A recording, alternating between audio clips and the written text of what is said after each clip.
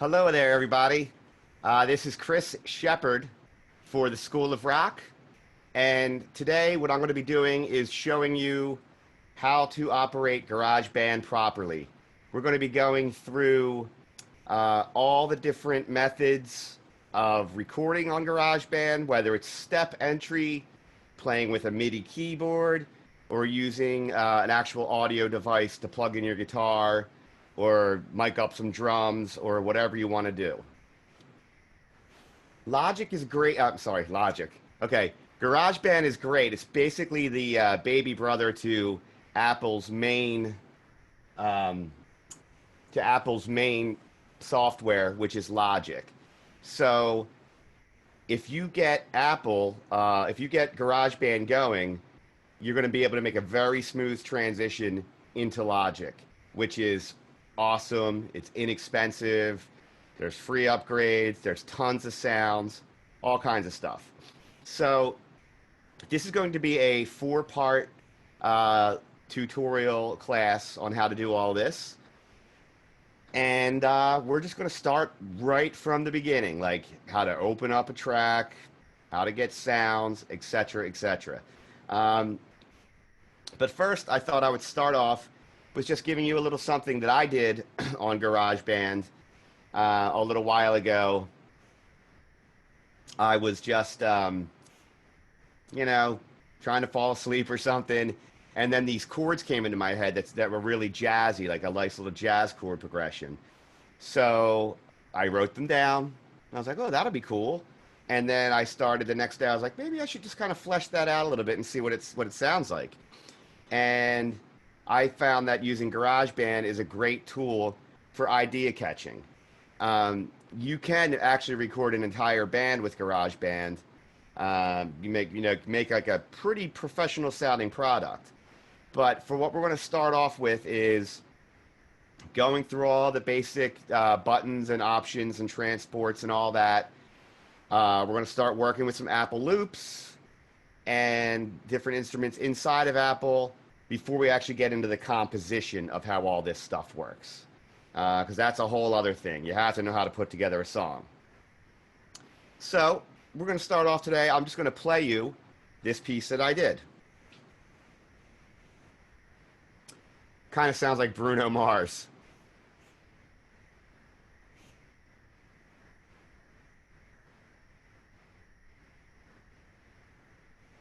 Okay. So one of the things about doing these Zoom meetings is that there's a lot of me having to move things around as we go to keep my screens open to teach you properly. So please bear with me with some of that. You will also notice a certain amount of lag time through Zoom just due to the fact of how audio works in the digital realm. So if things take a little while to start up or go, that's why. So the first thing I'm going to do here is I'm going to expand my screen a little bit. Let's just take a listen. Bruno Mars, baby.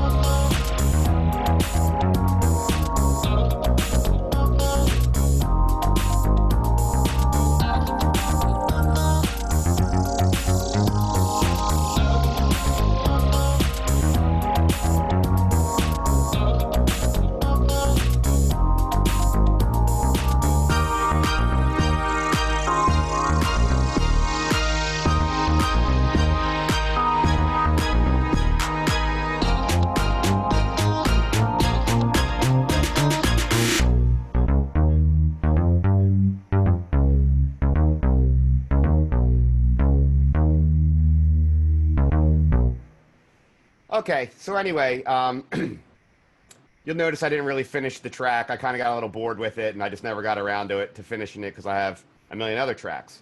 So let me just kind of break down what's going on with this piece very quickly, and then we'll go through all the transports and stuff. So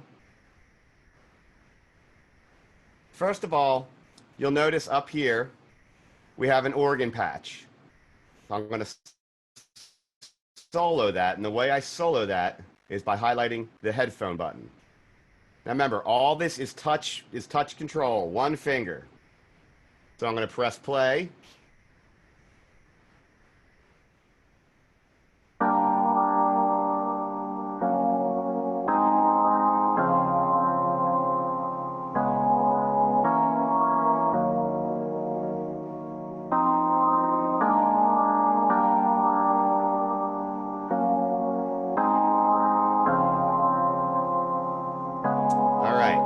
Now I'm going to toggle down to the next one, and the way I do that is I don't go right here. See how I do that. I'm going to take off solo. Then I'm going to come down to my retro box, which is my basic drum beat here. Oh, God, I always want to press my mouse because I'm so used to using the mouse, so when I see it on the screen. So it's a little confusing for me. All right, so I jumped back to the beginning. I'm going to press play. Here's the beat.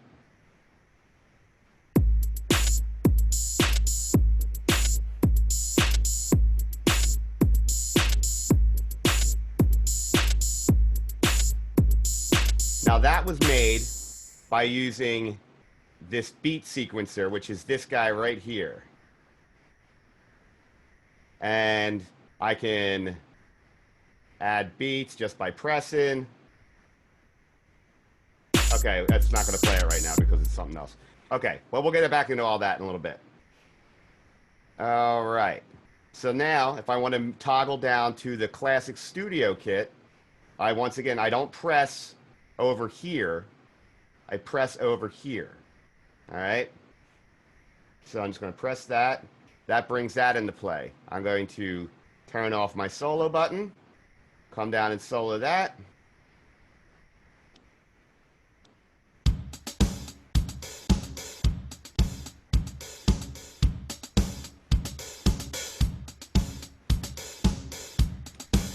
And I'm going to come down, I'm going to toggle to my light cycle, which is my bass line. Let's solo that real quick.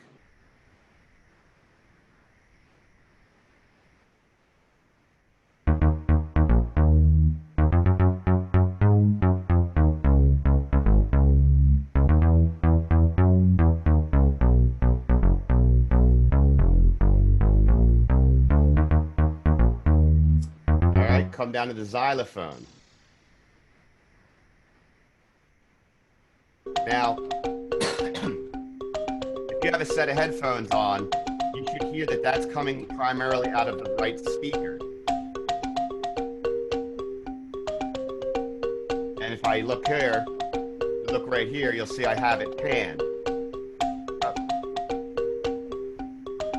left, right.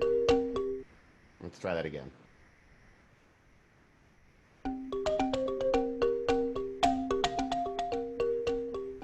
Now we're going to get into all this stuff deeper. I'm just giving you a nice big rundown into photo. Okay. Then I got a little synth patch here. Let's take a listen to that.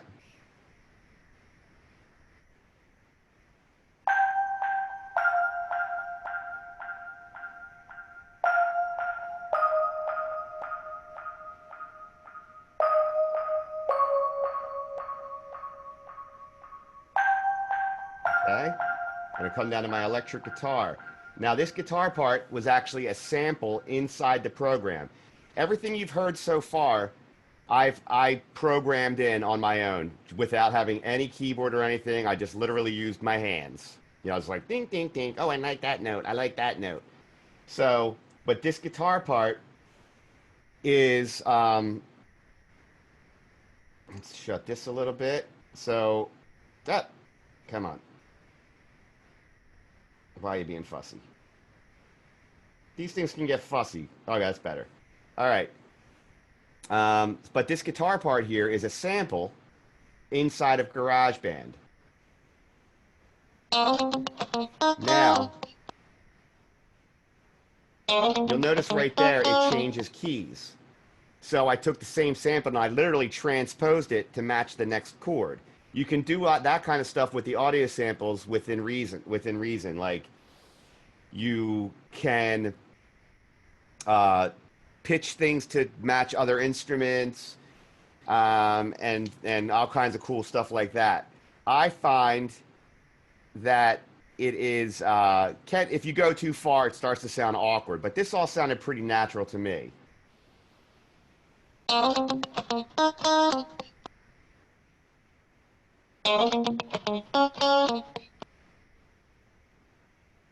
And for what it's worth, you'll notice that the electric guitar is panned to the left, whereas the xylophone was to the right. So now let's listen to what those two sound like together.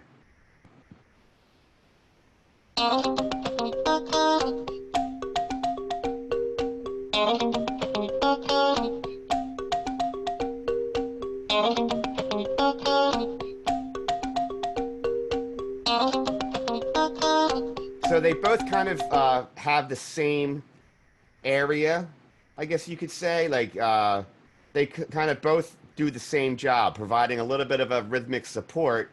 They're more or less in the same register sonically, which is one of the reasons why I split them left and right. That gives your mix more space. Once again, we'll talk about all that. You gotta love the digital rainfall sound.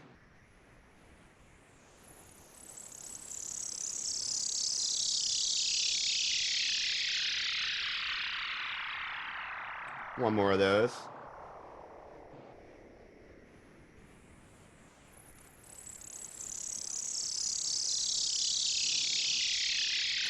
Anyway, so on and so forth.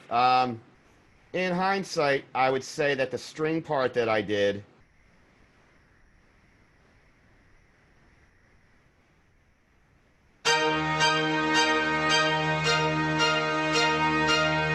should have also been doubled down an octave, but that's a whole other musical aesthetic thing. Anyway, so we're going to come back to that song in a little bit, plus I have some other examples of different things you can do. But you'll notice up top here, we have different sections: Part A, Part B, Part C, Part D, all kinds of goodies. So let's start with a fresh track.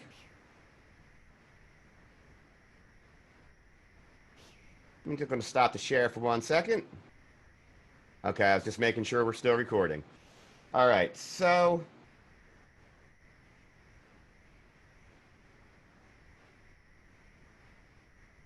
all right, we're going from start to finish here, gang.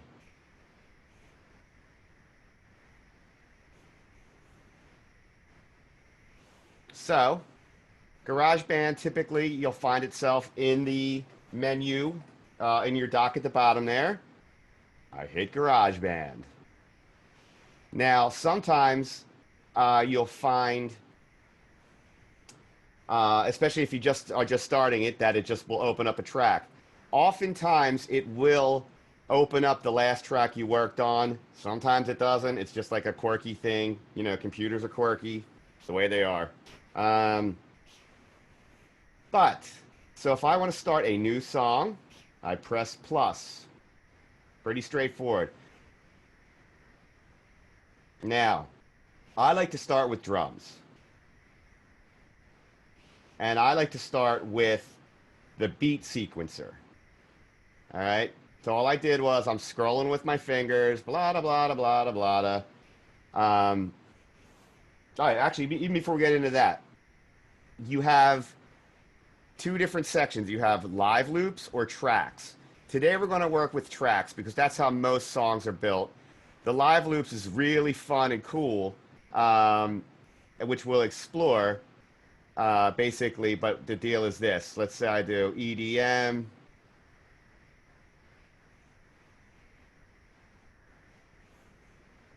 And this will come with a bunch of already built-in sounds for you. And all you do is press these guys down here, and different things start happening.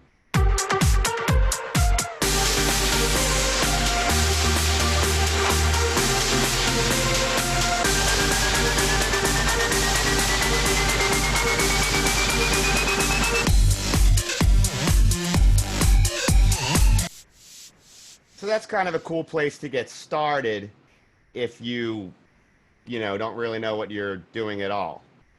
But we're not going to do that today. We're going to teach you how to do something. So we're going to start over here. We're going to go to tracks, which I once again select with my finger. And then I just scroll left or right. Inside here is our sound library. All right. We're going to double click on that. Oh, they got some new sounds. I'm going to have to grab those later. You'll see all these different sound packs that they have. I recommend getting them all. They're all free. You know, they're great. Lots of cool sounds. So you also have inside here, you have your keyboard, and we have a bunch of different ways we can handle that. We've got smart piano. Has a bunch of different chords. Now, I find that you have autoplay.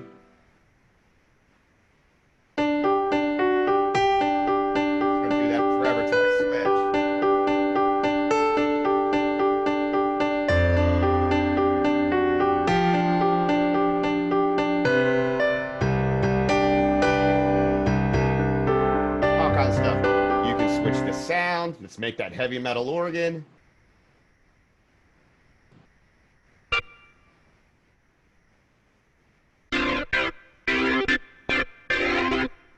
So one of the cool things in general about GarageBand is that a lot of this works off a function called MIDI. MIDI is M-I-D-I, capital letters. It stands for Musical Instrument Digital Interface. And what happens is, we'll talk more about this too, is the music that we're recording is not like proper audio like the way my voice is. It's a series of ones and zeros, binary code, just making up this information that gets collected on the screen. You can then take that same information, move it around, put it into different keys. You can switch the sounds on it once you record it, all kinds of great stuff. So whatever I record, I can switch the sound on it later. So, all kinds of great things. But I personally, let's get out of there. Hold on. Okay. So, I personally don't like to use the smart stuff because I like to write my own stuff, and I don't really need that guy writing my music for me. But it is a good place to start. It also has a sampler. You can do all kinds of goofy stuff. Let's see if it works right now. Welcome to GarageBand. Welcome to GarageBand. Welcome to GarageBand. Welcome to GarageBand. Welcome to GarageBand. You know, you can go down different octaves. You can loop it. You can reverse it.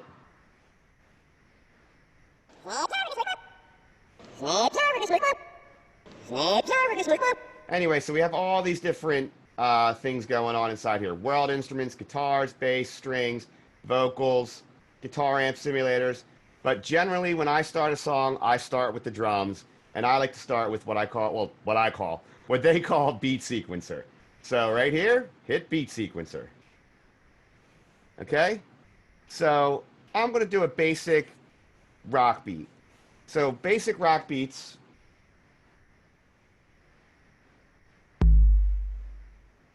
go like that.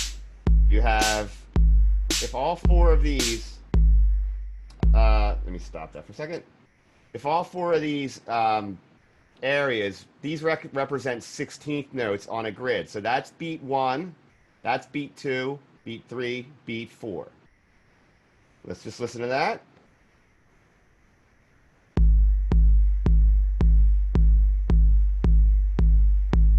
All right. Snare drums typically go on beats 2 and beats 4.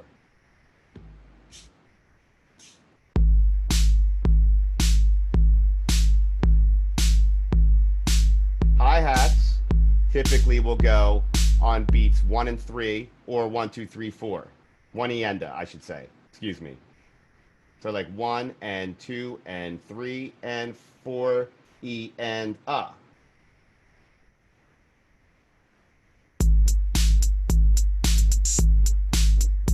We can get into all these different things, like I'm going into note repeat. So if I want to like speed up that one thing, Take a listen to what happens here.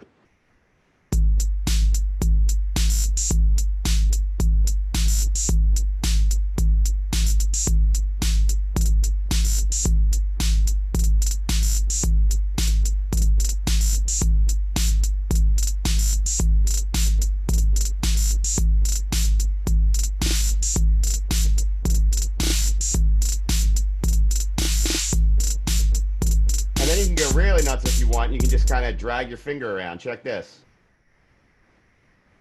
And now I just made up a random pattern.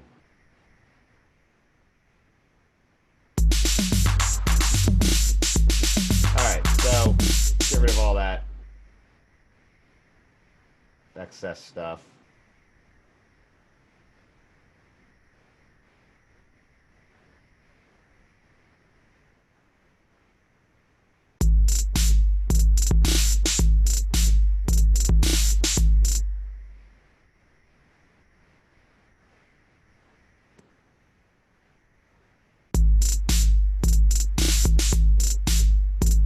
Okay, so anyway, and then what I'm going to do is I'm going to press record. I'm going to hear 4 clicks from our metronome, and we're going to get going.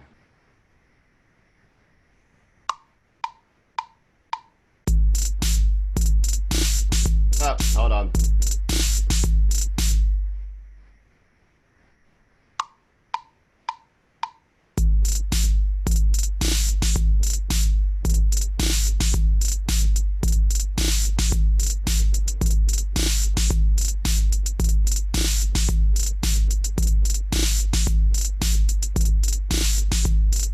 Okay, and then we're going to come back up into this little window right here, and that takes us back to our arranging screen. So now you'll see I have a long part right here. Now now that I did all that, now I'm going to talk you through all the different buttons and catalogs and stuff like that. The first thing I like to do after I record one thing or make a change is I like to save that file. And there is no save function on GarageBand. Literally, when you close it, it saves it at the state that it's at. So I go up here. Oh, I clicked on it again. So I go up to this thing here, hit that, saving. Now you'll notice it's called My Song 43. That is a terrible title for a song. Make names, all right? Don't use my song this, my song that. Make up a name. You're always allowed to change it later. And a lot of times what I'll do is I'll single click on it. I will then delete it. And I'm going to call this GB Clinic.A. And that way, as I keep on developing more, I have like the options to, let's see, wait, that's not it. Wait, I'm done with that. And then if I double click right on the thing, I can copy it, I can duplicate it, I can rename it, I can delete it, you know, all kinds of stuff. I can share it down here at the bottom, and that is done by double clicking on it. So let's do that again. Yeah. That's a single, like, soft, delicate push. And that comes up. So now I'm opening it back up. Now we're going to talk about this window right here. Okay? This window here is where you come to your instrument finder. All right? Let's go back. In this case, the instrument has already been pulled up.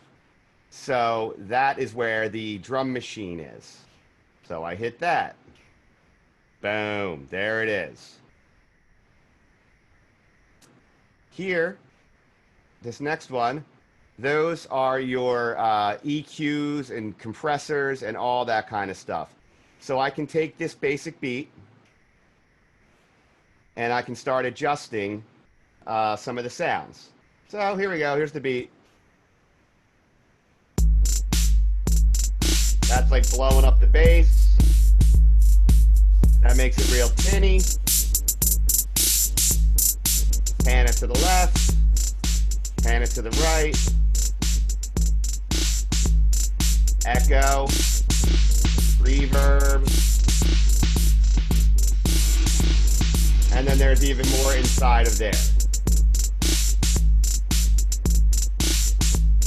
And that all comes from these little sliders. We can then also put effects on. This is actually kind of fun. It's actually a lot of fun.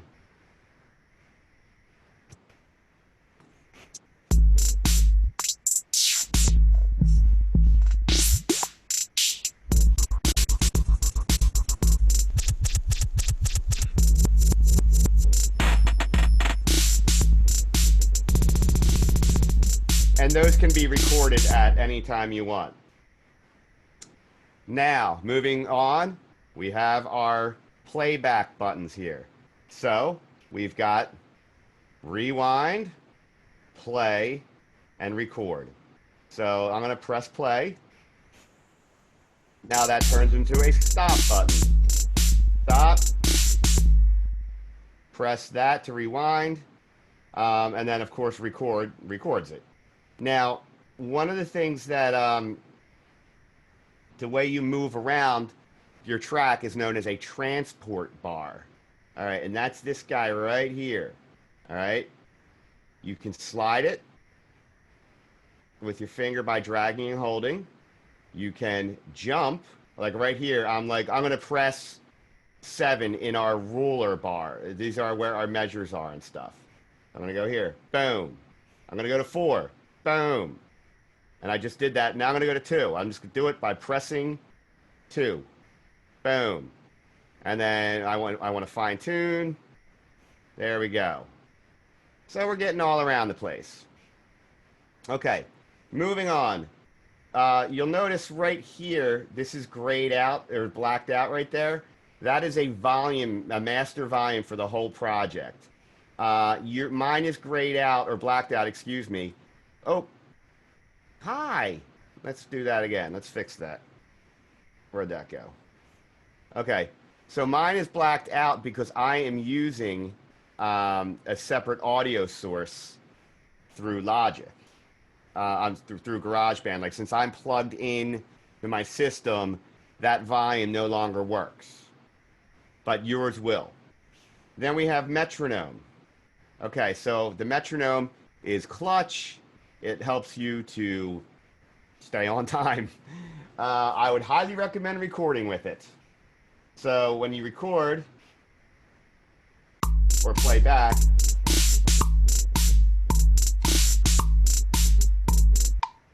you hear the click. Now, this one right here, you don't have an option with the metronome. You're stuck with four clicks. This right here is our loops. We have tons of sounds in here.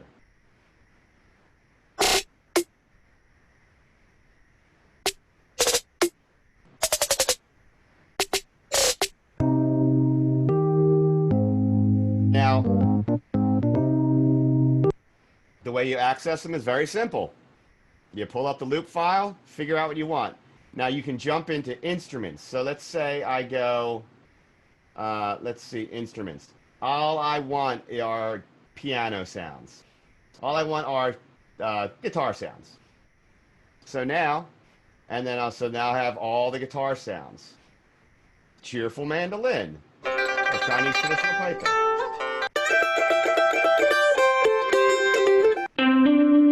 Chasing Shad.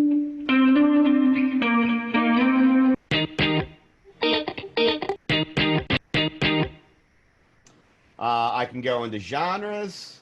I can go into descriptions, chill wave, hip hop, jazz, whatever. So what I'm going to do right now is I'm just going to take this beat I made. Actually, I'm going to mute this beat for a minute. And I mute it by hitting the audio over here. Now, sometimes I like to look at it like this. Sometimes I like to look at it like that.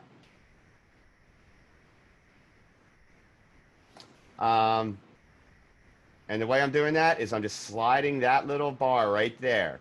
If you slide on this side, it doesn't work. You have to slide on this side.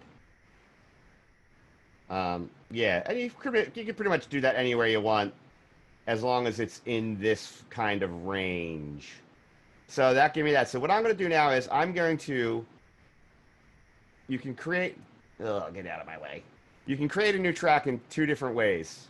You can press this plus sign, and that will bring all that up. So let's just say I'm going to do a world instrument.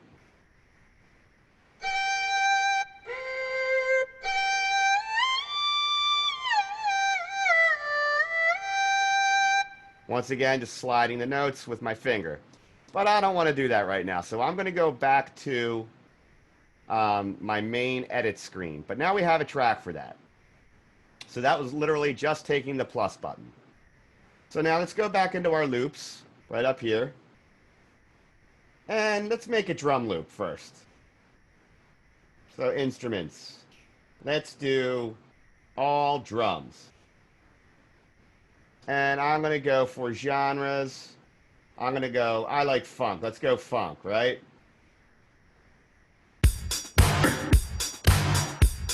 All right. Let's do that again. All right, so I lost that for a second. My bad. All right, so electric funk beat. I'm just going to grab it, drag it over. Now that should stay in time.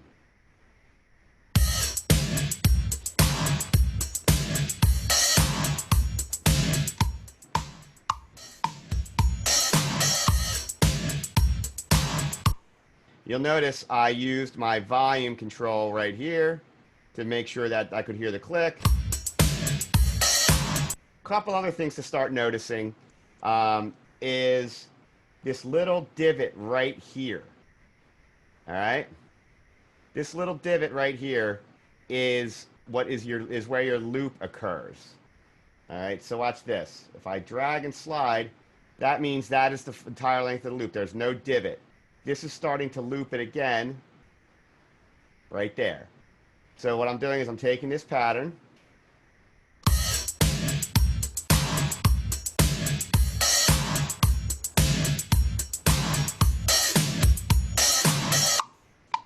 so then if I want to extend it, boom, there it is. Now, we are going to be getting into some other things with that in a few minutes. So let me say I pull up another loop. So now I'm going to go back to guitar. I'm going to go to bass this time. And I'm going to go agile funk bass. And I can listen to them, but I'm just going to drag it over. I'm sure it'll be fine.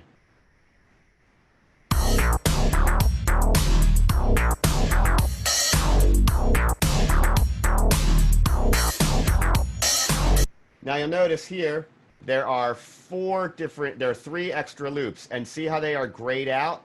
As opposed to this one being bright, that shows you that these are loops. So let me just cut that down for a second. And there is the end of the first one, which is then ready to be looped. Boom. And that's just all sliding with my finger. Okay, so now let's move on from that for a second. 8 bars. Now we're going to get into our settings, okay? Our settings is this spin wheel right here, like a gear. We've got metronome and count in. You can switch the sound of the click. You can see if you want one. I like them both. You can switch the sound of the click. You can get your metronome level louder or softer. That's number one. Very important. Settings are important. Tempo. That's the speed of your song. You can go up and down. So let's play that back real quick.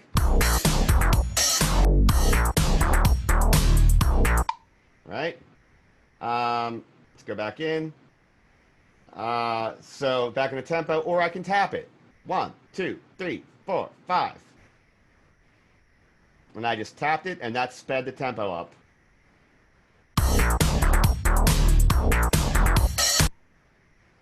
I can slow it down. 1, 2, 3, 4. I'm tapping very slowly there.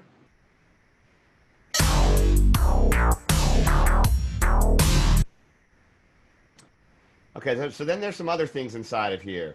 Key signature, I wouldn't worry about that just yet, but you really do want to worry about tempo and time signature.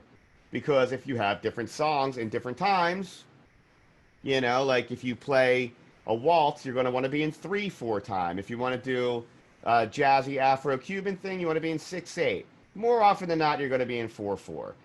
There are a ton of other time signatures in the universe, but they just don't give them to you here in this situation.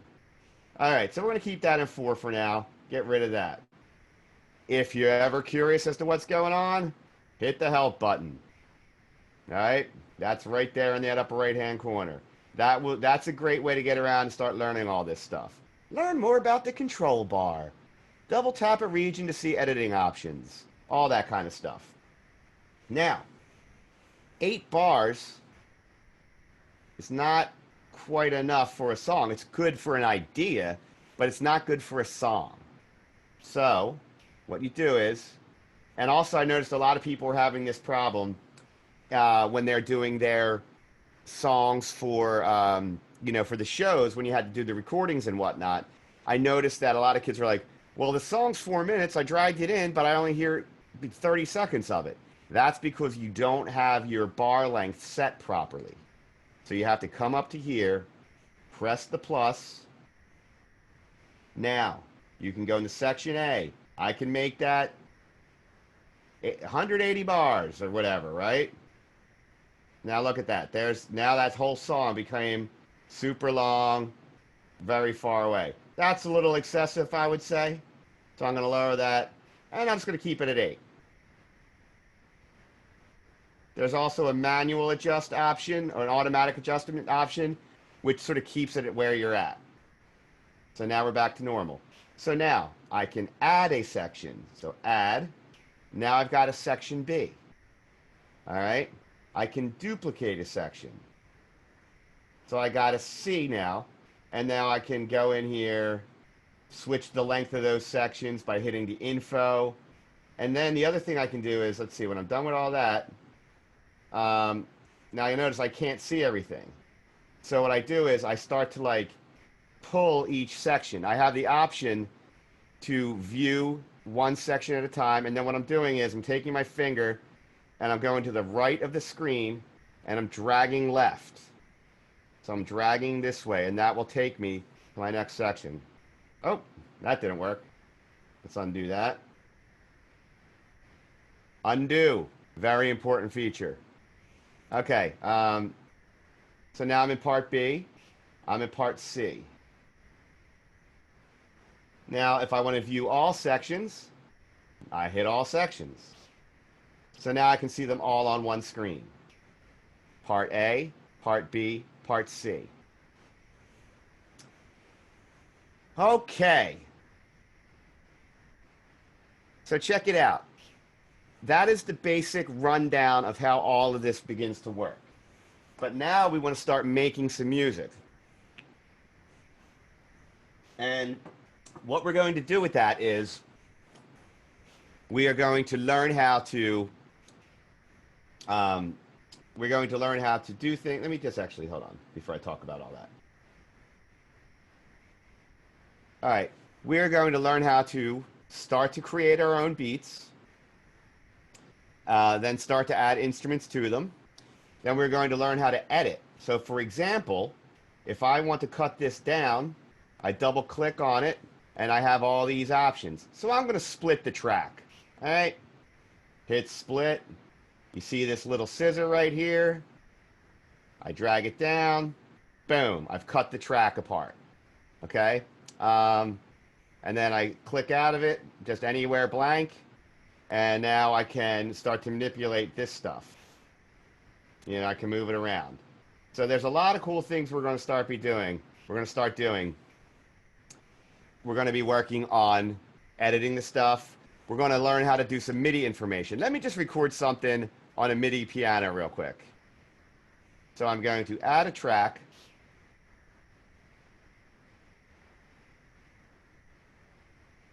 I'm scrolling through. Looking for my keyboards. I'm going to go with Alchemy Synth because I like it.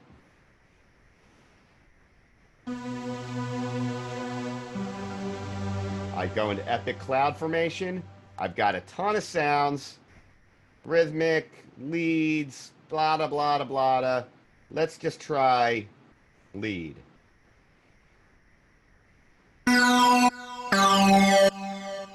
Okay, so now I'm going to press record. This is a function of GarageBand I don't enjoy, is they don't give you a lot of time to get back to the other screen.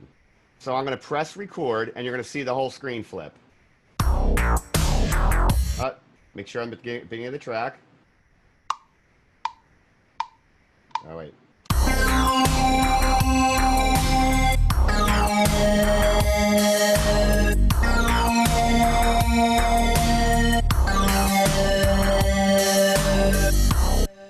Okay, now it's going to go back. It's the other way around. The other way around's annoying. Now, if you listen to this, I'm going to speed it up a little. So I'm going to go into my settings, go into my tempo, kick it up a notch. 1, 2, 3, 4. All right.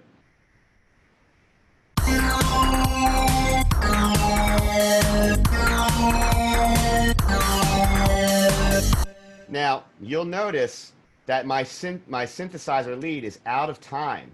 And the reason why it's out of time is two reasons. One of them, the delay at lag that we talked about earlier. And then the other one is just the way this stuff works sometimes. So I'm going to double click inside here. And now I have these settings. And I'm going to go into quantization. And what this is going to do is I'm going to go straight, and it's going to drag these notes to the closest quarter note. So now they're going to be in time.